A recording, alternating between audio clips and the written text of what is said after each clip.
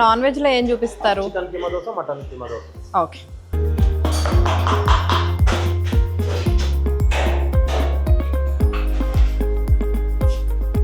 ఇది నార్మల్ దోశ పిండే కదండి, రెగ్యులర్గా ఇంట్లో చేసుకునేది.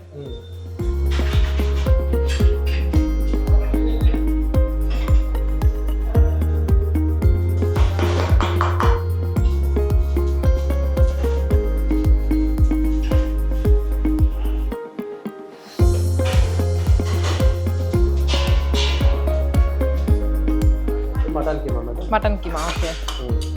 ముందే కర్రీ వండేసి పెట్టేసుకున్నారా? ఫ్రై చేసుకుంటాం మనం. ఫ్రై చేశారు. మసాలా లాగా ఉంటుంది సేమ్. Okay okay. ఏమేమి వేసారు మరి కర్రీలో? మామూలుగా మటన్ కీమా వాడతాం, అదే వాడతాం అంతే. Regular curry mutton keema curry ఎలా చేస్తామో అలానే చేసేస్తున్నాము. కొంచెం పచ్చిమిరపకాయలు వస్తుంది ఇంకా అంతే. అంటే ఈ కర్రీ ప్రాసెస్ చేసే వాళ్ళంతా వేరే ఉంటారు కదా?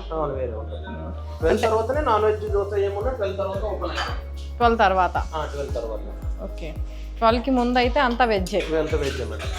ఎందుకంటే మన వాళ్ళకి డౌట్ వస్తుంది అనమాట, ఎందుకంటే ముందే ఉంటాం కదా మన అందరం కూడా డౌట్లు రావడానికి. ఎందుకంటే వెజ్ సపరేట్ అన్నారు, నాన్ వెజ్ సపరేట్ అన్నారు, వెజ్ చూపించిన అతనే నాన్ వెజ్ కూడా చూపిస్తున్నారు ఏంటి అని అనుకుంటారు. పెంక కూడా అర్థమవుతుంది, వెజ్ పెంక పెద్దగా ఉంటుంది.